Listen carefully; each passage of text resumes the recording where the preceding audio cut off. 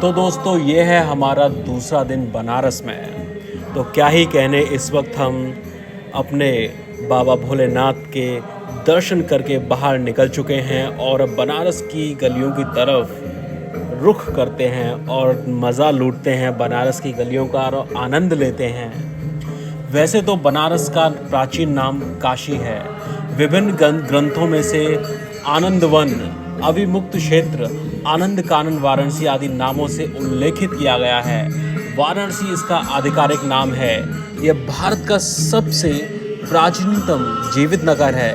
इस शहर का प्रथम उल्लेख ऋग्वेद से मिलना शुरू होता है और फिर भारतीय इतिहास के हर दौर में मिल जाता है, जिसमें ये कभी शिक्षा का प्रमुख केंद्र रहा है तो कभी व्यापार का, कभी स्वतंत्रता आंदोलन का और मौजूदा समय में देश की राजनीति का भी।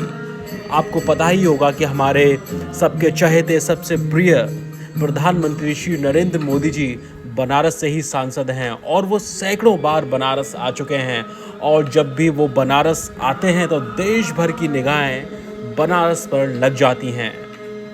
हालांकि मोदी जी के आने के बाद यहाँ पर काशी विश्वनाथ धाम का कॉरिडोर बना, जिसे देखकर बहुत ही अद्भुत नज़ारा फील होता है और बहुत ही सौम्य सुंदर, और जो परिकल्पना थी कि ऐसा भी हो सकता है उससे भी कहीं ऊपर हमें अभी ये कॉरिडोर देखने को मिला। और अब ये है यहाँ की सबसे एक ऐसी जगह जिसे हम मणिकर्णिका घाट कहते हैं, जिसकी चिताओं की अग्नि कभी नहीं बुझती। इसका भी इतिहास युगों से कालांतर चला आ रहा है। कहा जाता है कि यहाँ पे 24 घंटे, सातों दिन, महीने, पूरे साल कभी चिताओं की अग्नि बुझती नहीं है, बंद नहीं होती। चाहे बारिश हो, धूप हो, सर्दी हो, कुछ भी हो, यहाँ लाइन लगाकर